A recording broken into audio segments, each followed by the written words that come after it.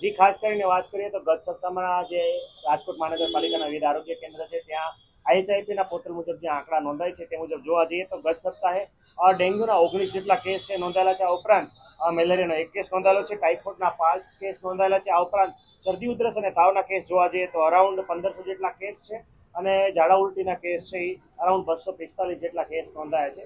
ખાસ કરીને વાત કરીએ તો હાલ જે છે ડેન્ગ્યુની સિઝનમાં સિઝનેબલ ટ્રેન્ડ છે એ જોવા મળી રહ્યો છે. દર વર્ષની જેમ આ માફક પણ જે ચોમાસા છે અને ખાસ કરીને ઓગસ્ટ અને સપ્ટેમ્બરમાં જે આ વધારો છે એ નોંધાતો એ મુજબ અત્યારે રેઝિંગ ટ્રેન્ડ એટલે કે વધારાની ડેન્ગ્યુના કેસોમાં વધારાની માત્રા છે જોવા મળી રહી છે. ખાસ કરીને વાત કરીએ તો વેસ્ટ ઝોનની જે કન્સ્ટ્રક્શન સાઇટો જે ચાલી રહી છે તેમાં ડેન્ગ્યુના કેસીસ છે નોંધાઈ રહ્યા છે. આ ઉપરાંત ખાસ કરીને વોર્ડ નંબર 10, 11માં અમુક જગ્યાએ ક્લસ્ટર ફોર્મેશન જોવા મળ્યું છે. ત્યાં છેલ્લા 3 વીકથી અમારી ટીમ દ્વારા જે સતત જે છે એ પુરાનાશક કામગીરી કરીને ડેન્ગ્યુ અટકાયતી પગલાં છે એ ભરવામાં આવી રહ્યા છે. આ ઉપરાંત રાજકોટ મહાનગરપાલિકાની આરોગ્ય શાખા દ્વારા ડેન્ગ્યુ માટે એક એડવાઇઝરી પણ પબ્લિશ કરવામાં આવી હતી કે જેથી લોકો જે છે આ ડેન્ગ્યુનો ફેલાવો અટકાવે.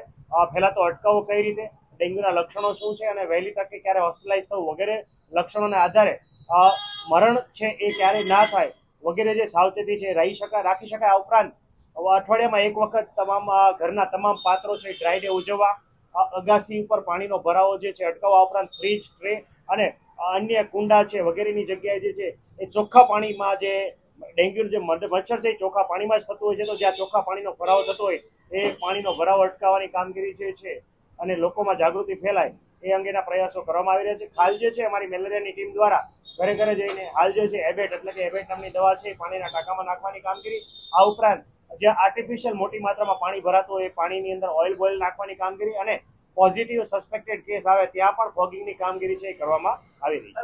આ પણ એક કારણ કહી શકાય કે ખાસ કરીને વાત કરીએ તો જો વરસાદ જે કોન્સ્ટન્ટ રહેતો હોય તો જે પાણીનું સ્ટેગ્નન્ટ એટલે કે જે પાણીનો ભરાવો થાય એ થઈ શકતો નથી અને પાણી વહેતું પાણી હોય એમાં પોરાના જે મચ્છરના જે પોરા છે અથવા એના ઈંડા જે છે એ લાંબો સમય રહી શકતા નથી અને પોરા પણ વહી જાય છે. પરંતુ છેલ્લા 10 થી 15 દિવસથી રાજકોટમાં જોવા જઈએ તો વરસાદ જે છે એ ખૂબ ઓછી માત્રામાં છે અથવા નહીવત પ્રમાણમાં છે. તો એ પણ એક કારણ કહી શકાય, કારણ કે ઈંડામાંથી પોરા અને પોરામાંથી એડલ્ટ મચ્છર બનતા ઓછામાં ઓછા 21 થી 30 દિવસ જે લાગતા હોય છે. આના કારણે પણ રેઝિંગ ટ્રેન્ડ છે હાલ જે છે એ જોવા મળી રહ્યો છે. ખાસ કરીને વાત કરીએ તો હાલ જે છે અત્યારે સિઝનલ ફ્લૂ એટલે કે શરદી ઉધરસ છે, વાયરલ શરદી ઉધરસના કેસીસ પણ મોટી માત્રામાં છે નોંધાઈ રહ્યા છે. આ વીકમાં ઘણા બધા કેસીસ છે શરદી ઉધરસ અને તાવના પણ નોંધાઈ રહ્યા છે. અને ખાસ કરીને ડેન્ગ્યુની વાત કરીએ તો સિઝનલ ટ્રેન્ડ મુજબ હાલ જે છે એ વધારો છે એ નોંધાઈ રહ્યો છે. સાંજ સમાચાર ફેસબુક પેજને લાઇક કરો, વિડીયો શેર કરો અને વધુ વિગતવાર સમાચાર માટે sanssamachar.net વિઝિટ કરો.